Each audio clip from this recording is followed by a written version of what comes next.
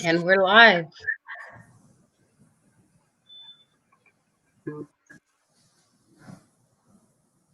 Okay. Let's see here.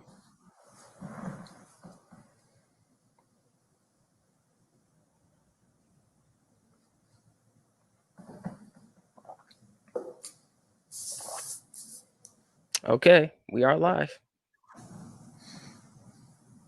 And it is up.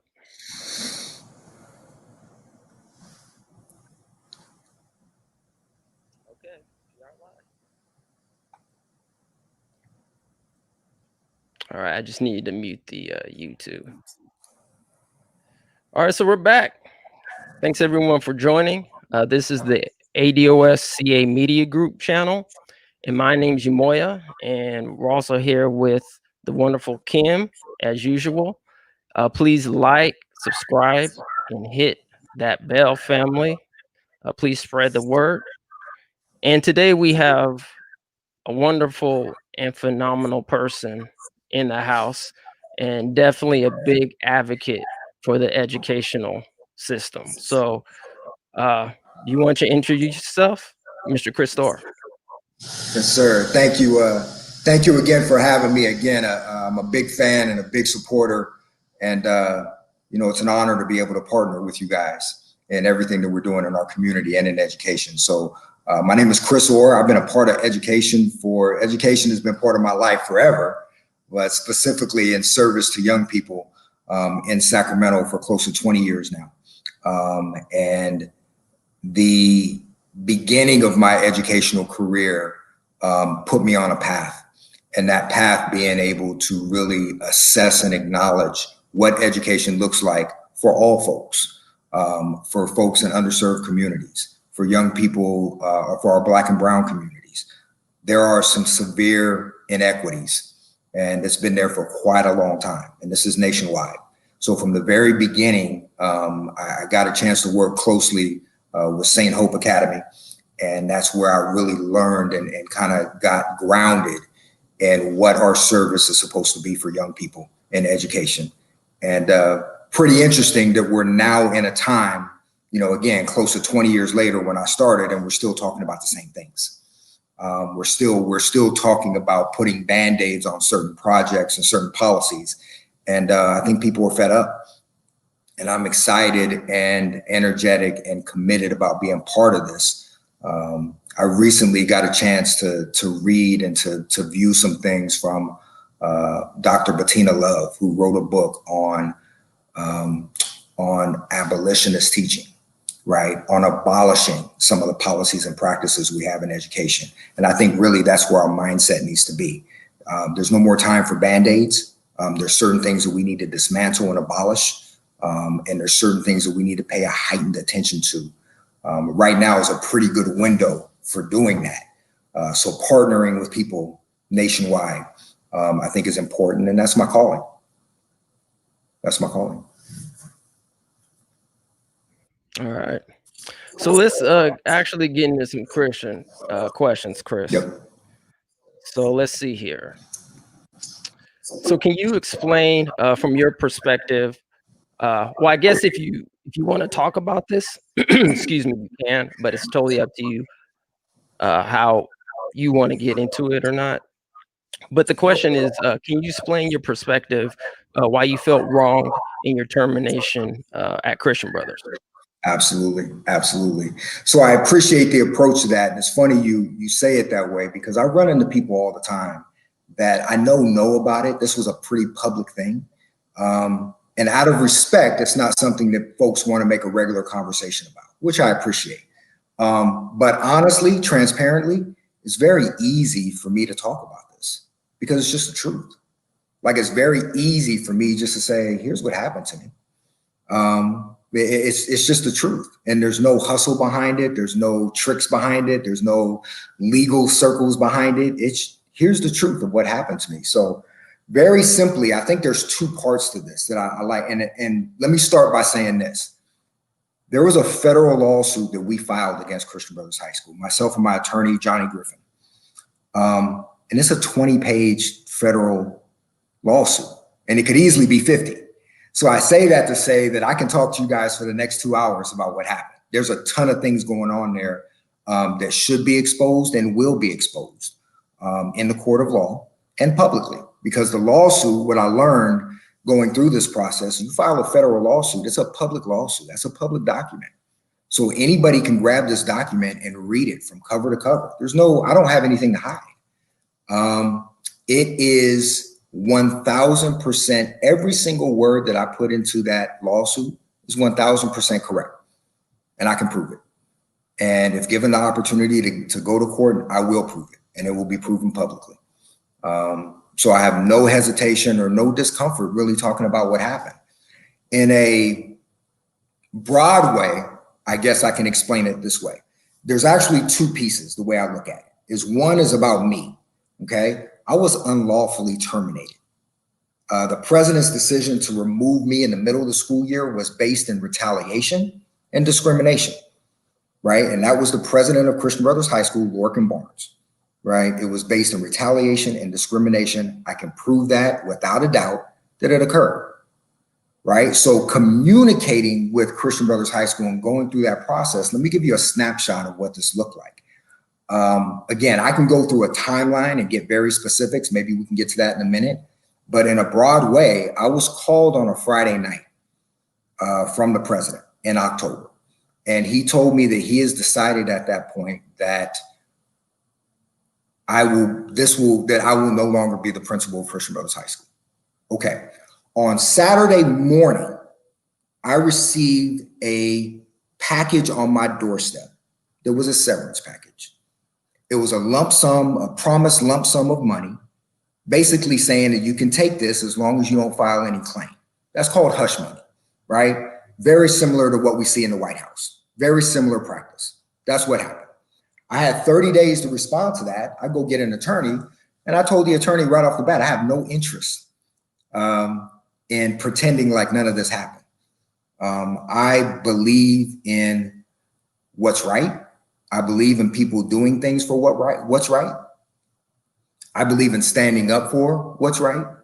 And I believe there are too many people before us that stood up so we have the opportunity to stand up. There is no way that I'm going to let this happen, because I know that this has happened in Christian Brothers past for years prior. And for whatever reason, people aren't in a position to stand on it. You have to take a severance package. You got young families. I know the legal hustle, right? You get a big law firm that tells the little man just to be quiet, take this little money and be on your way, put them in uncomfortable positions. Well, fortunately, I'm not in that position. I can stand, and I can stand strong and be perfectly fine, which I am. So going back to the story, I go tell my attorney, I have no interest in taking this. I want accountability and I want transparency. And it's not just me. I think the people of Christian Brothers High School, I think alumni, I think the LaSallian community, I think the Oak Park community, they deserve to know the truth. They deserve to know the truth. So I'm not going to hide it. I want to stand. So my attorney goes back to Christian Brothers. No, thank you. We don't want to take the severance package. We want accountability. Christian Brothers comes back and offers us more money. No, thank you, right? We expect accountability. Then Christian Brothers, for the third time, offers us more money. So here's an organization that claims that they're honest, but they're continually trying to throw money to hope that this goes away. It's not going to go away. Again, I think this really connects to our conversation today. This is the Trump playbook. You talk about privileged arrogance, right? You talk about the arrogance of, I don't need to base my opinion on fact and evidence. The arrogance of, I know best, it doesn't matter what anybody else says. That's the approach that Lorcan Barnes and Christian Brothers High School took with me. And the privilege of, we can do that and get away with it. We can think this way and operate this way and get away with it. That's the privilege piece of it. And again, our fight, it's not a coincidence that we have moved into a level of protest that we are in, because that's what we're dealing with. We're dealing with systemic racism that is woven into the fabric of all of our institutions. And the idea of arrogance on, it only matters what I said, and not the voice, especially the voice of brown and black folk. And the privilege of I can ignore the truth. I can ignore evidence and I can do whatever I want because of money and power and privilege. That's kind of the outlook I took. So we got to the place of the no thank yous and decided, no, if we need to go to federal court, because I know you had Dr. West on here a few weeks ago and his brother Cliff and I get to share a lot of conversations, right? So Cliff and I talked one day and we talked about the idea of God being allowing us to have consequences. And sometimes those consequences have to be deep. They have to be what you feel. And from the side of Christian Brothers leadership, I don't want to just say Christian Brothers because there's a lot of very good educators, faculty, alumni, students, great, sincere people that I have love for. But the leadership of Christian Brothers High School, that means Lorcan Barnes and the rest of his crew, right? They are operating in a different way that's not sincere to these LaSallian values. So those folks, their consequence is not the penalty of recognizing the lack of integrity or values or principles or even the reputation of the school. That was completely out of the picture. Their consequence is money and power. It's the only thing they listen to. It's the only thing they want to hear, because throughout this whole thing, it's been about justice and accountability, but they haven't accepted any of it. So, that's why it ended up being a lawsuit. So that's kind of the first part of this fight. The second part of this fight for me is more about the big picture in the community. This is much bigger than me. I have a lawsuit because I was unlawfully terminated. All right, I got that. But the second part of it is the systemic practices that Christian Brothers High School and other organizations have. They've been doing this for decades. This is a movement well beyond what I'm doing. The foundation is built into the fabric. A nationwide reckoning is happening. It's becoming more and more obvious that organizations like Christian Brothers High School are simply microcosms of Trump and his White House. This is what it looks like. So the bigger picture is the community. Once I triggered this, I think the community started asking questions that they hadn't asked before. The Board of Trustees has a policy. How come we can't see that? The Board of Trustees, this is a question that came my way. And they said, so the president made this decision and it sounds like it was unlawful. And it doesn't sound like he's going to be able to justify it. But the Board of Trustees supported him. How did where's the Board of Trustees in all this?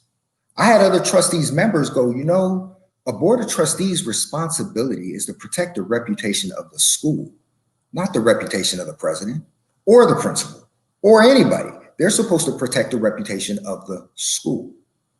What happened in this case is when this came out, the Board of Trustees and the District of De La Salle submitted a letter saying we support Lorcan Barnes. And they did that without ever even investigating. I haven't spoken to these people not one time, other than when I made the claim. But after the claim, when they're supposed to investigate it before they make a stance, nobody ever reached out to me. Haven't talked to them once. So that's called blind following. They just follow President Lorcan Barnes in a blind way. And so really at the end of this, I want accountability. I want them to be accountable for their decisions. They're going to have to recognize what they did, the flaws of what they did, and then going back to the beginning, the dismantling of what we're doing. Lorcan Barnes has left at the end of the year, but his leadership team is still in place. That needs to be recognized. And those people that were in place to support him, that needs to be dismantled in a way so the future of that school can move on under the core principles that they're supposed to follow. The core principles being concern for the poor and social justice and respect for all people and things of that nature. That's what I think the LaSallian brothers believed in. I think that's what the LaSallian brothers live for. And again, there's a lot of people in that community that still do. The reality is the president and his crew do not. That's what this fight is about. Okay. Wonderful answer, brother. And we appreciate your fight, especially when it comes to education and Black people.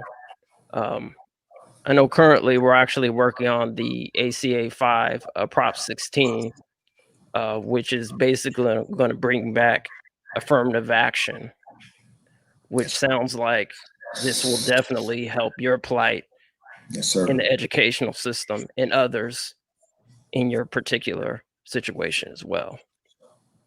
So Yes, I'm sir. going to go on to the next question here.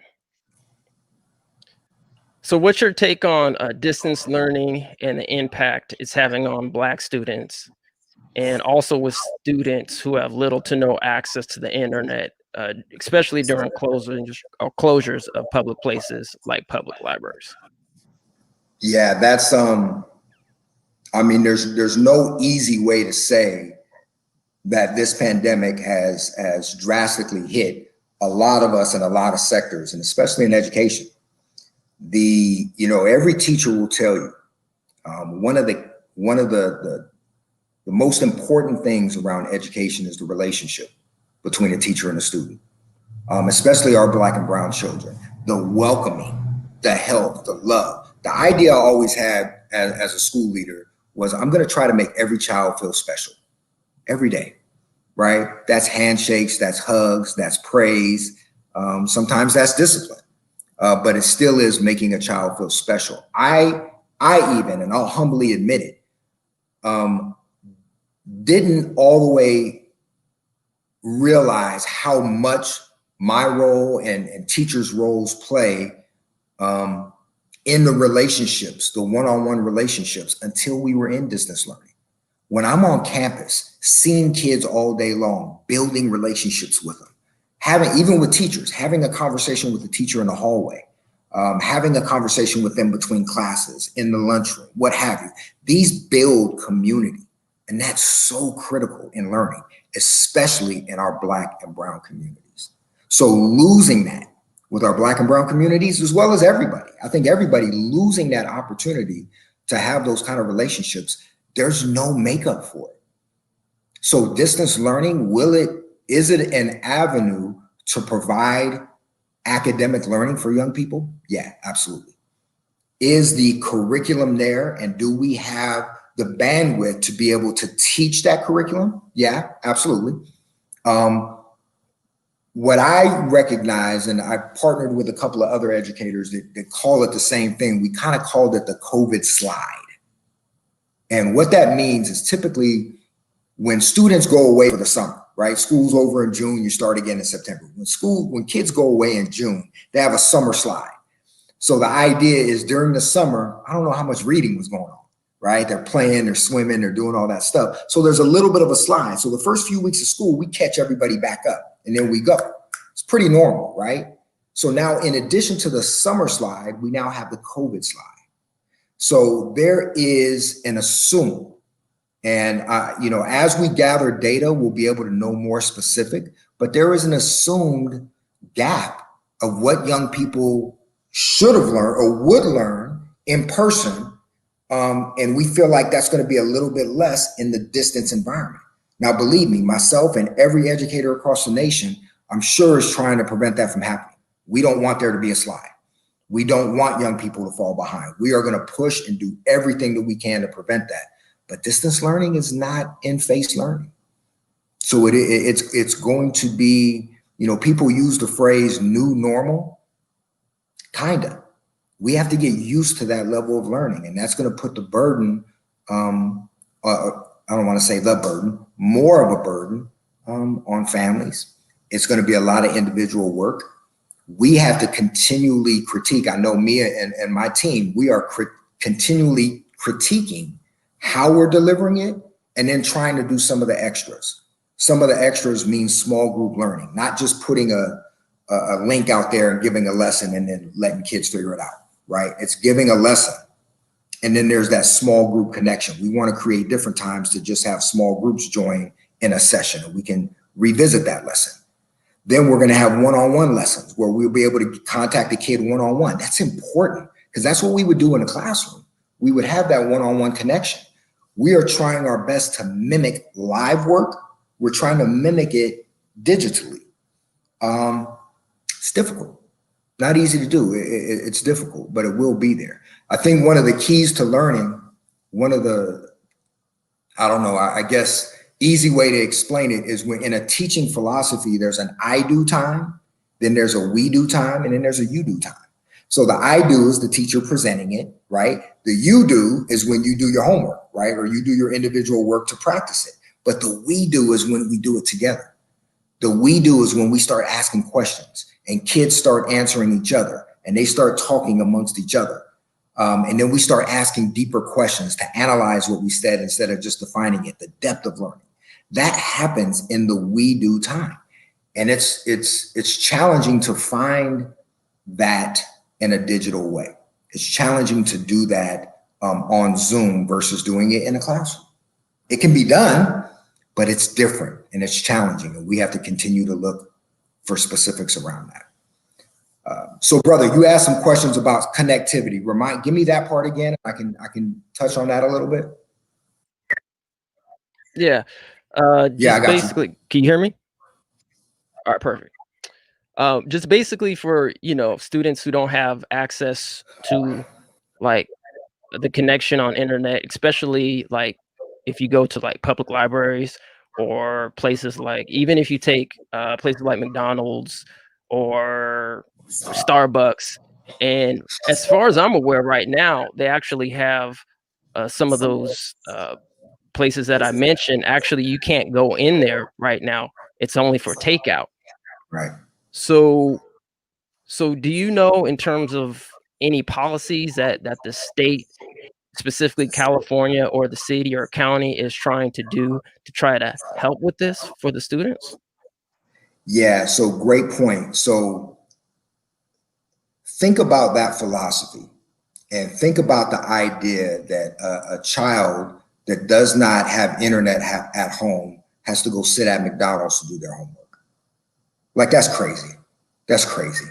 There's no way that we can be the richest country in the world and have that happen. That's crazy. And that's not fair. And it takes folks to be able to listen. And if it was your child, would you allow it? And again, going back to privileged folk that sometimes are in our government, in our agencies, they're not thinking about it like that. It's just jump on the internet. We jump on the internet at home. Everybody doesn't have internet. And the philosophy that they got to go sit in front of a McDonald's is nuts. So yes, the answer to it is this. So I think my opinion, statewide, federal-wide, is I know there's financial pieces that people that are way smarter than me can figure out, but why in the world could we not provide internet service to every child? Like, it's internet service. Like, there's got to be a way to subsidize some of that. It's internet service during a pandemic. There's no way that we should expect a child to leave the comfort of their home simply to go find internet service to do their homework. That's inequitable and such an easy, and we're destroying young people by doing that. So practically, again, my mindset is what we should do. And in the meantime, what are we going to do? So in the meantime, what are we going to do is we are creating partnerships here in Sacramento. So for example, Comcast has created a practice where eligible families will be able to get free internet service. And I think there's a timeline for that. Like, they get free internet service for 6 months and then they have to reapply or what have you. Again, those are the specifics that you can pick out. And me and business managers of our schools are working with our families to make sure that they have access to that. The second way is our school. I work with Aspire Public Schools right now. And I know what Aspire is doing is we have purchased our own hotspots, and we are giving these hotspots to families who need them, right? Giving them. It's not a cost. It's not a fee. It's really, in the meantime, while we're waiting on the state and the federal government to come up with the answer to this, in the meantime, we are going to provide hotspots for our children.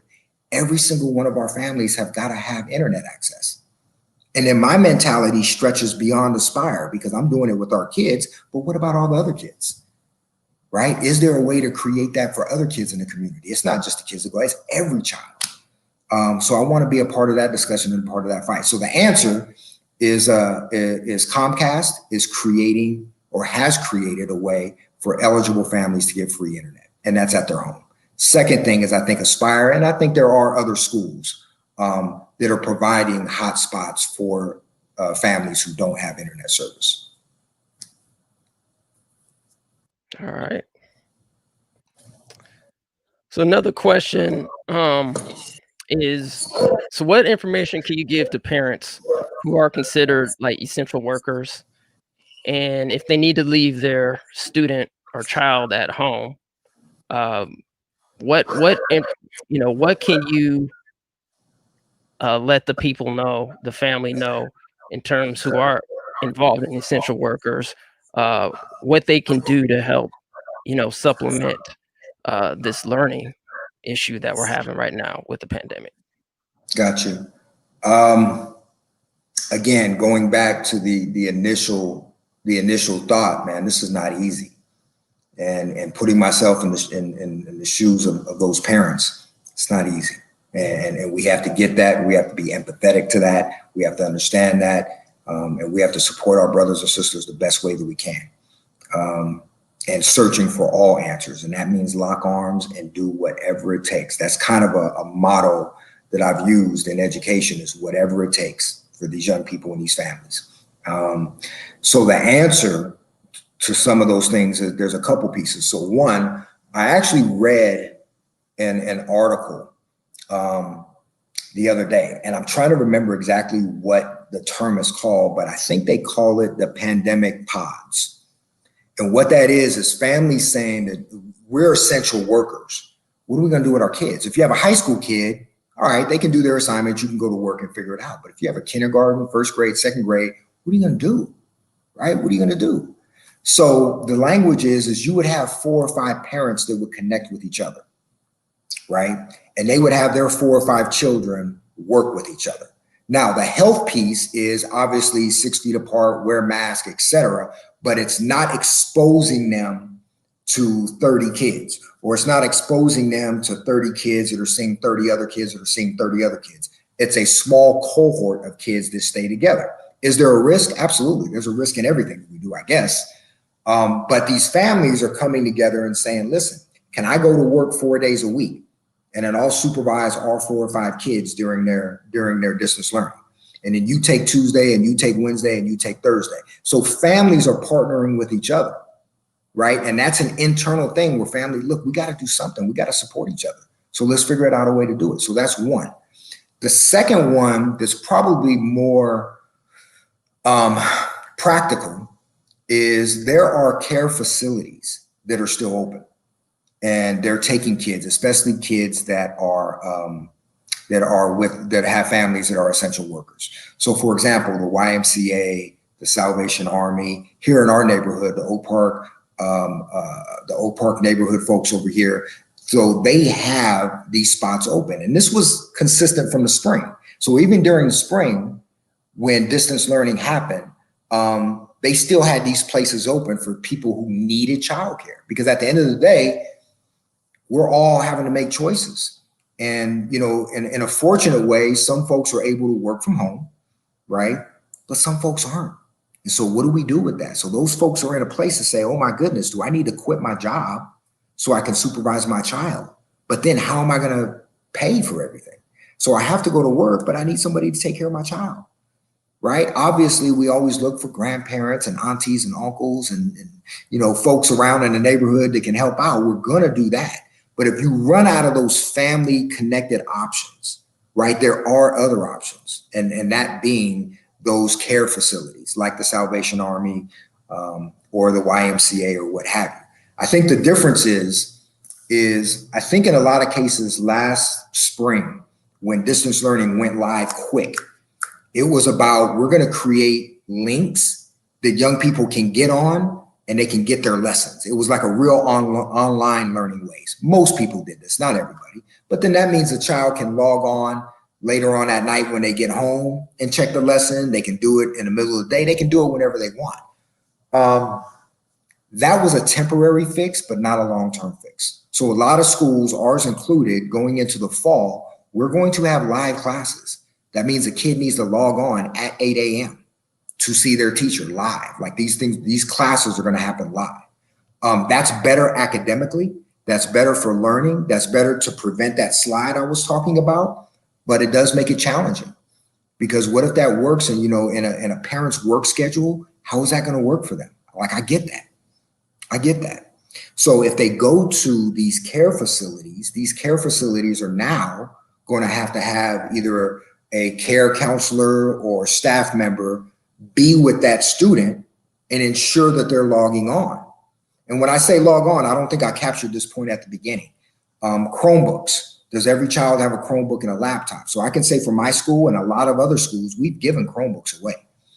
So our families say, if you have a laptop that your child has, great. If you don't, let us know and we will give you one. It's not a cost. It's not an application. It's here's a Chromebook, right? That's what should have probably been done years ago, but it took a pandemic to say, we got to provide these for our kids. So every kid has a Chromebook. They can go to these care facilities and they can log on and make that happen. I think, again, brother, as we were talking, the piece for me is there's no silver bullet for this. That's an answer that works for most of our families, but the ones that it doesn't, it is a very transparent call and connection with mom, dad, what do you need? What can I do to help? If we need to find you an organization to be with, great. If I need to find an extra body on campus that checks in with your kid on a regular basis, so be it. If we need to find somebody to make sure that you're getting materials at home, so be it. Like, we're going to find the answers for the in-betweens that don't fit in the structure, but we will not leave any child out. And I think a lot of educators are approaching it in that way. All right. So I was actually going to go into a couple of slides, but let me ask you a question in terms of athletics. Now I know at one point in your heyday, you're an athlete yourself. In my heyday.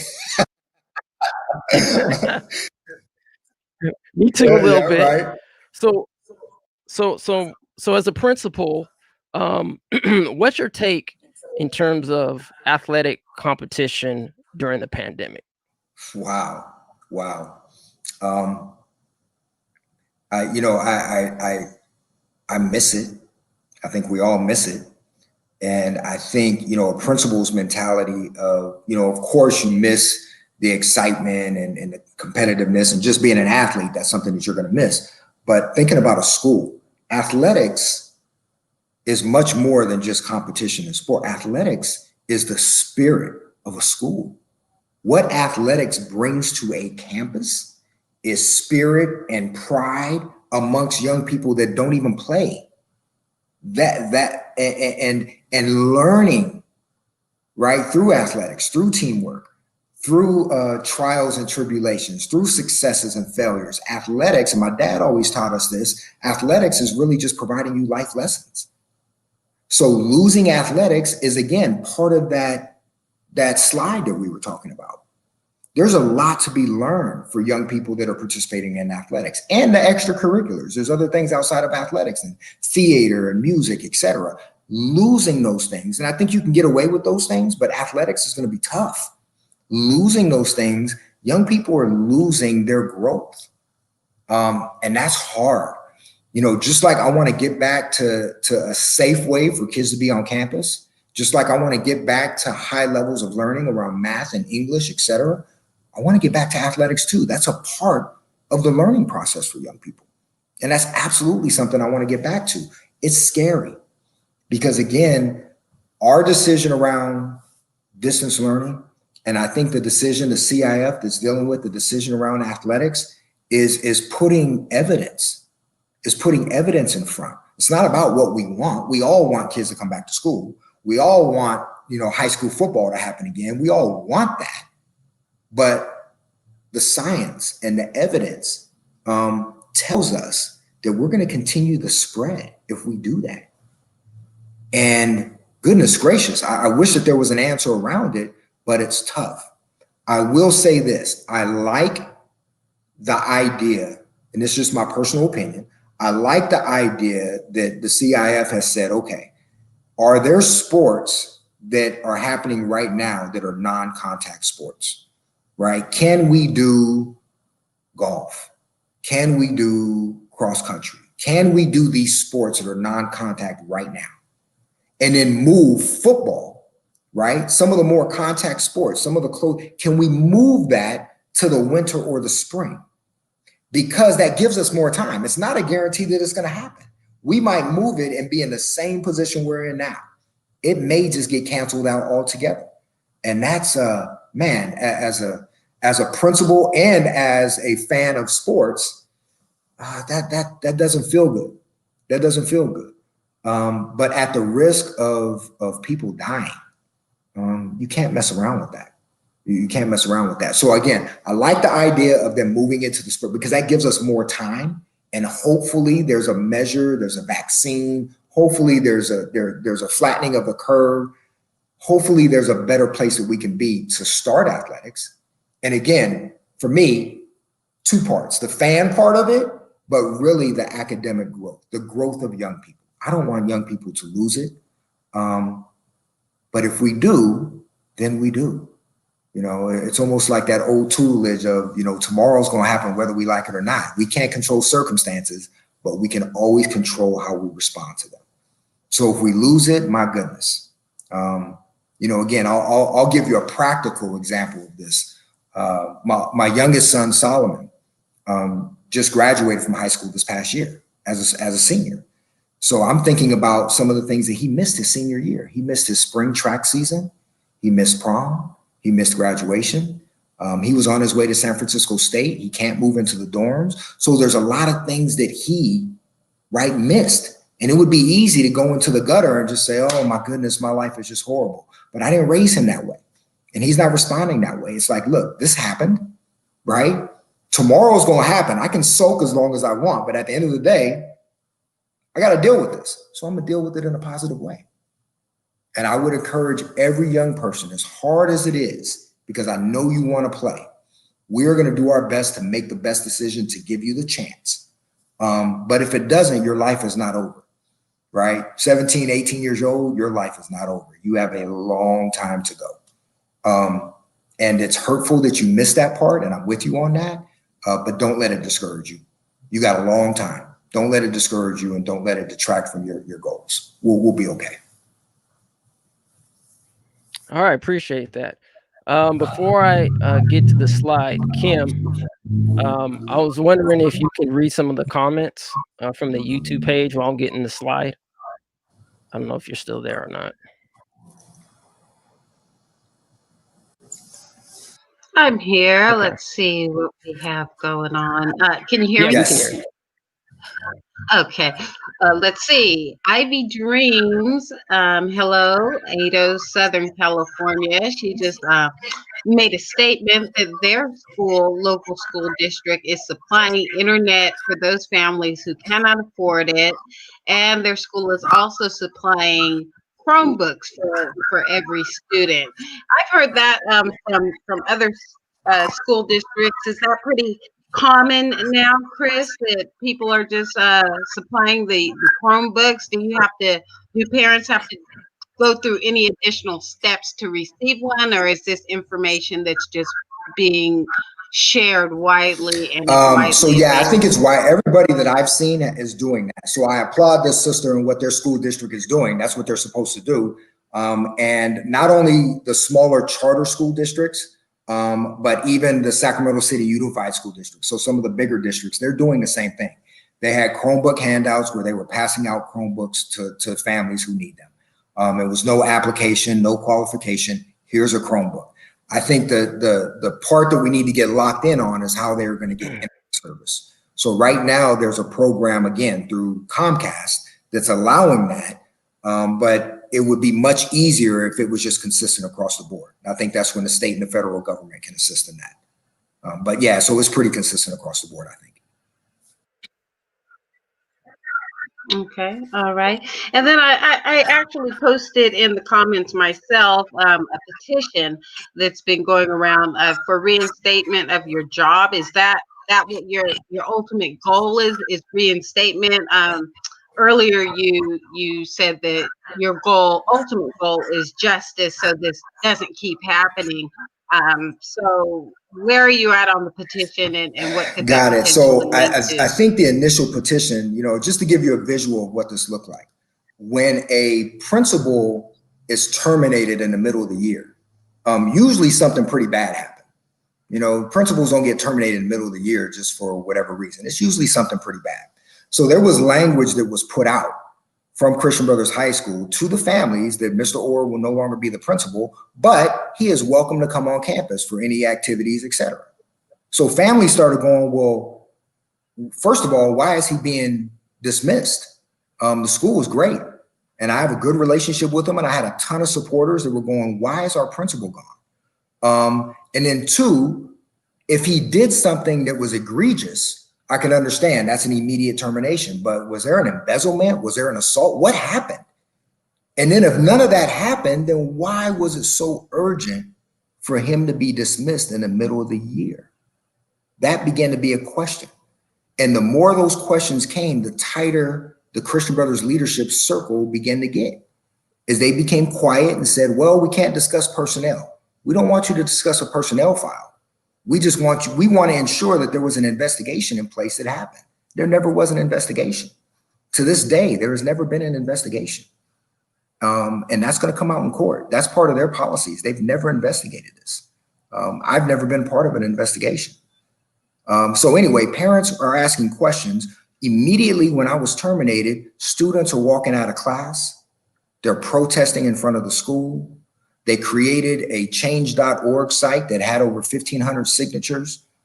They began meeting at St. Paul's Baptist Church. Community members began to surround. The Sierra Health Foundation, the NAACP, the Sacramento Urban League, the Sacramento Observer. These are folks that leaders in our community that stepped in and said, listen, we got to take care of each other. We're not going to let you treat this brother this way. So they began to ask questions, and their questions were very similar. We don't need to see a personnel reason, because I understand that that's an HR piece, but we need to ensure a fair investigation happened. And they put it in writing, and they submitted letters to the Board of Trustees. And again, those circles became tighter and tighter, and they began to just give commercial responses. We can't discuss personnel decisions, blah, blah, blah. That's straight out of Trump's playbook. That is the privileged arrogance that I'm talking about. The arrogance of, we don't have to answer anybody's questions. We know best, even though the evidence doesn't support that. And the privilege of, we can get away with it. You know, so what that looked like is, initially, to answer your question, initially they were saying, we want our principal reinstated. Here's actually a great story that will add some credence to this. A very similar thing happened at Justin Siena, which is a LaSallian high school up in Napa.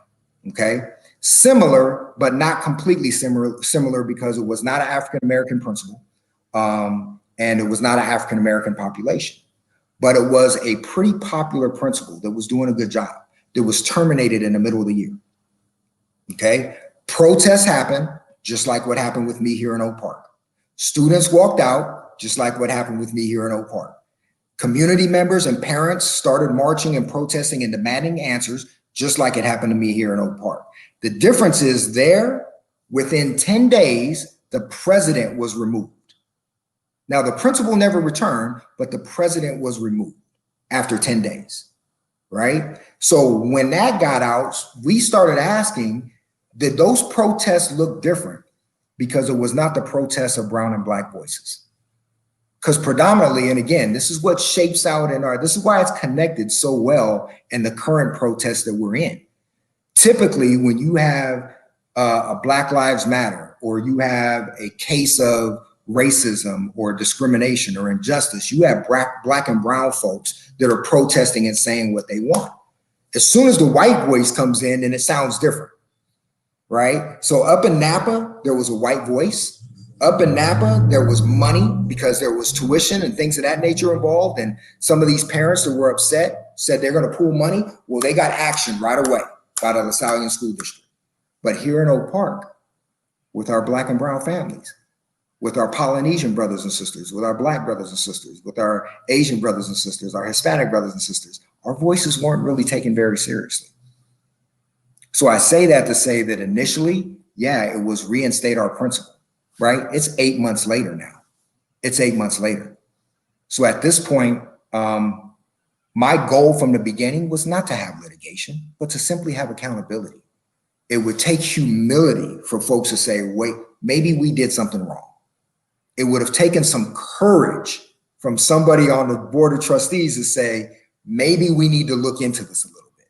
But it's much easier to stick your head in the sand and hope this goes away, right? It's much easier just to get back to status quo. Again, similar to what we're dealing with now in our society. We protested big time, but people at some point are going to stick their heads back in the sand and hope that this just goes away and we can get back to status quo. That's what's going on at Christian Brothers High School. So initially, without litigation, yeah, I put my heart and soul into that school, as I have in every other school I've been at, as I will continue to do. But they've set a pretty clear stance on where they are. The only thing that matters to them is power and money, at least to their leadership group, is power and money. So we'll see you in federal court and we'll deal with it there. As far as my future, I'm gonna serve young people. I don't know what building it is. Right now it's in Aspire Public Schools, but I'm gonna serve young people. And I'm a partner with people. I don't care what building you're in. I will always partner with educators and activists that are doing what's right by people. That's it. All right, thanks, brother. Appreciate that. Kim, I'm gonna share my screen, but if you don't mind, once again, people, definitely sign that petition. We greatly appreciate that and definitely support. I know I signed it, so if you can do that, please do so. Kim, if you don't mind, also, yes, we do have a Cash App now, family. So if you don't mind donating, we would greatly appreciate that. So Kim, if you don't mind putting in that Cash App as well. And Kim, I don't know if you can share my screen or not. Oh, here we go with the vortex. All right. So is my screen sharing? Yeah. Okay. Here we go. Okay. Let me know if you guys can see the slide up there. I see it. Can you blow it up a little bit? Yeah. Okay. Is that a little bit better? I'm gonna have to like move around it a little bit. That's all right. I'm gonna get real close, so excuse my eyes in the middle of your screen, but I'm no worries. And I'll read it as well. Okay. Okay. All right. So on the left, I have one diagram where it talks about the ethnic groups of Christian Brothers High School, enrollment by race. Yep. And then I'll just quickly go down the line here. It says Indian 1%, Asian 9.3%, Hispanic 19.8%, Black 6.4%, white 54%, Pacific Islander 0.1%, and two or more ethnicities 9.3%. Right. And then on the right, it's a chart of the population density of Central Oak Park, and I'll go down the list. Hispanic or Latino 40%, Black 23%, white 17%, Asian 6%, two or more races 4%, American Indian 3.9%, some other race 2.6%, and Native Hawaiian and other Pacific Islander 1.2%. So Chris, putting this in the context, and my question to you specifically with the Black and Hispanic or Latino population density in Oak Park being 23% Black and 40% Hispanic, but yet the high school enrollment by race for Asian and Blacks is a lot lower. Yep. What are your thoughts on that? Can you please, bring us some wisdom, context, and from your perspective, why that might be? And I'm gonna stop sharing my screen. Yes, sir. Yes, sir. So brother, you hit the nail on the head. And that actually has been one of my concerns and some of the things that I have talked about throughout this time. There's a couple pieces that I want to call out in that. So one, typically let me say it this way. When folks are being accused, there are folks that are accused of racism or discrimination And as soon as they're accused, they come out with, I have a black friend, or I go to dinner with black people, right? I mean, that's common amongst us, and we laugh about it at this point because that's a telltale sign that you got some racist ideology in your mind to come back at me like that. Well, what happened in this is as soon as I was terminated and folks started asking questions and folks started connecting it to how not only I was treated, but let me rewind something real quick. There was an assistant principal that worked with me who was also black. And in April of 2019, the president fired her without my approval. So an assistant principal reports to me, I give her evaluations, I give her the performance review. There was nothing that she did. She is a phenomenal educator, by the way. There is nothing that she did that required her to lose her job. The president overstepped me and fired her, right? Okay, so when that happens, and then he fires me, again, no evidence, no support, just a privileged, arrogant sight towards that, people start asking questions and they start going, well, what the heck is this about? So as soon as that happened, Christian Brothers came out with, here's our demographics. We are a very diverse school, right? Some of the language they put into the media literally states that over 50% of our students are non-white. What in the world is non-white? Who in the world indicates diversity by saying we are more non-white? They are saying they are more non-white, but they are 6% African-American, 6% black in Oak Park. Do you know what that equates to? That equates to about 50 black students in the whole school. That's a little bit more than 10 per class. How in the world can you call yourself a school that focuses on an inclusive community, that focuses on concern for the poor and social justice, when you have 50 black kids in your entire school, and then have the gall to, again, this is the spin. This is Trump 101. This is the spin of we are, a diverse school. No, you're not. No, you're not. Not for Oak Park. Not for Oak Park. This is the community you're supposed to serve. And again, I give credence. The LaSallian brothers, right, from decades ago, they made a conscious effort to be in Oak Park, to put Christian Brothers in Oak Park, because one of the foundational principles of LaSallian education is concern for the poor and social justice. So what better place to be?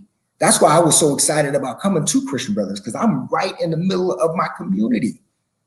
And I know that there was work that needed to be done, and I felt like I can do it. As soon as I started doing it, then the privileged folks have an issue with that. This is big, and this is systemic, and that's what we're seeing. So you bring up a very, very good point, and that is actually the data that I think people should see. Not we are over 50% non-white, but you are only 6% black in Oak Park. How can that be? And quit claiming that you're this diverse school when you're not. When this Black Lives Matter thing came out, oh my goodness, social media went crazy. And there were a ton of students, specifically black students, alumni from Christian Brothers High School, that were expressing their experience at Christian Brothers High School. There are a ton of black families that have gone through Christian Brothers High School that are still there, that have a ton of experiences at Christian Brothers High School that aren't very pleasant,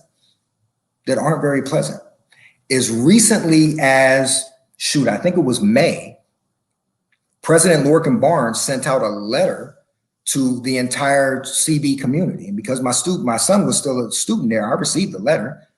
In that letter, it stated that he was proud that families of means bring their children into the heart of Oak Park.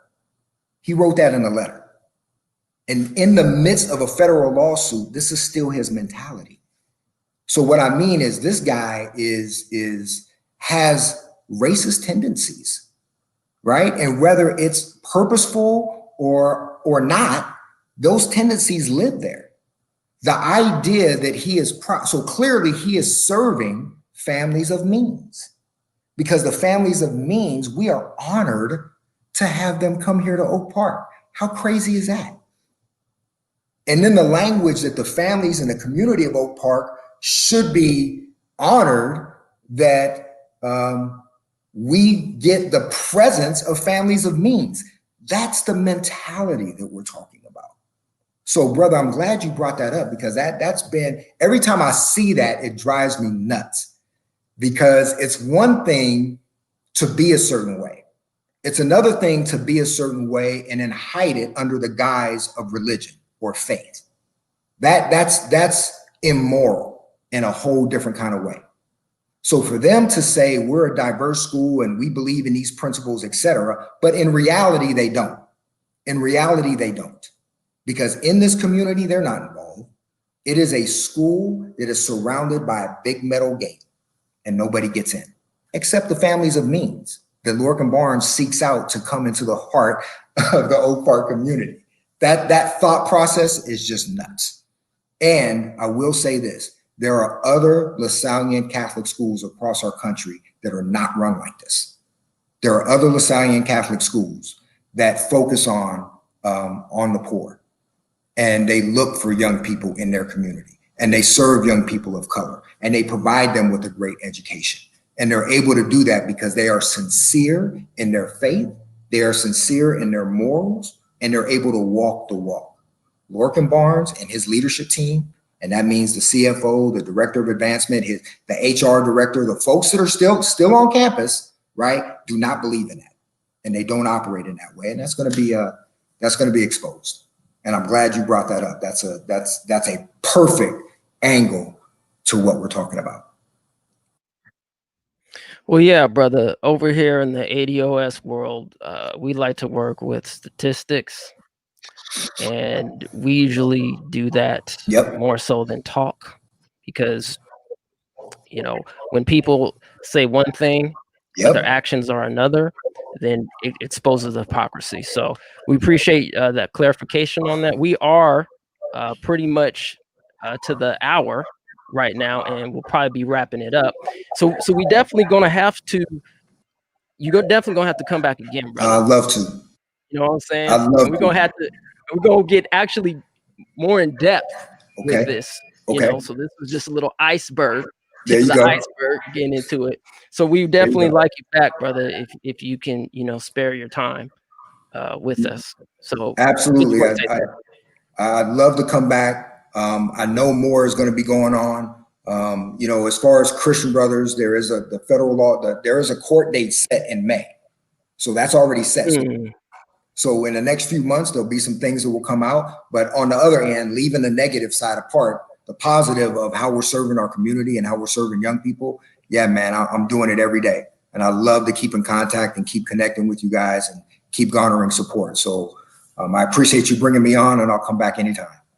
So where can people reach you, brother, if they have any questions or, you know, want to help out with a petition or anything like that? If they have any questions. the Facebook site of change.org, I think it's called Orr Back or LaSallian Values, something of that nature. The Facebook page that I sent you, that's kind of a landing page. And that was set up by some families and supporters where all the media clips, all the articles, all the letters, all the language, the petition, everything is there for people to see. Again, I could talk for hours about it, but everything is there, and the lawsuit is there. You can click a link and you can read the lawsuit word for word. So it's LaSallian Values, Bring Orr Back, and that's on that's a Facebook page. So anybody interested in learning more about it, you can hit right there, and you can contact me either through Facebook messaging or what have you. Again, I'm very transparent, very open, and I want to do my part in this fight. All right, brother. Appreciate that. Kim, is there anything that you have before we wrap it up? Well, we do have a question here. Are you on Twitter? Do you have a Twitter account that you could share? Yeah, I do. Yes, it's @Principal Orr. Okay. I'll drop that in the chat. And I also have a question.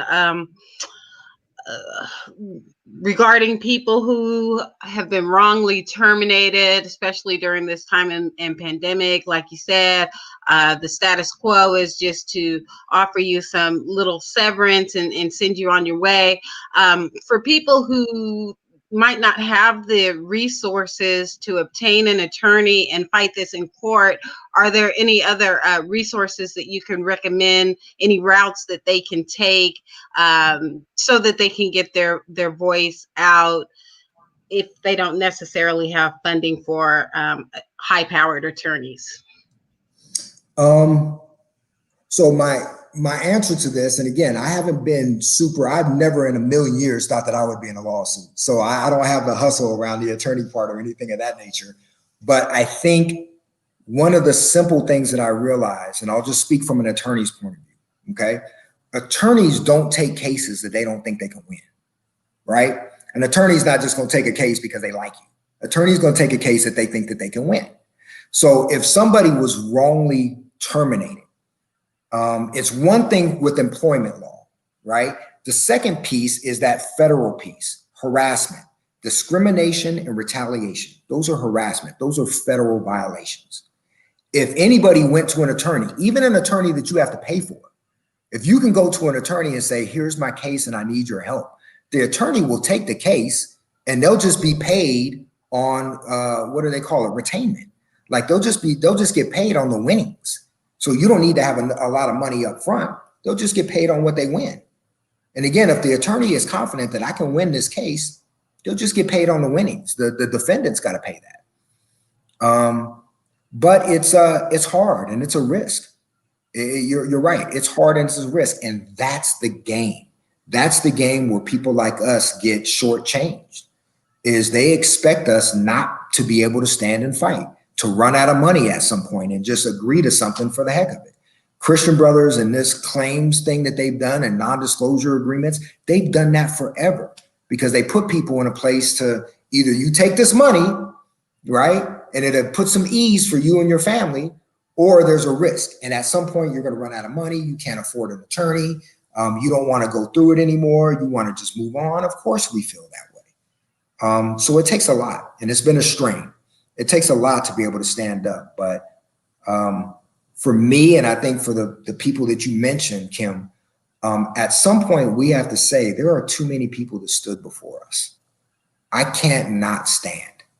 I can't look myself in the mirror and not stand up for what's right. So for people that are in that position, stand up. I would encourage you to do that. Go find an attorney, even if that attorney costs money. I think just bringing it to them and saying, look, I don't have a lot of money right now, but there's money at the end of this, right? If I'm right, there's money at the end of this. And, again, I think attorneys, they don't take cases they can't win. So they'll take the case. That's very good advice. Thank you. Yes, ma'am. All right.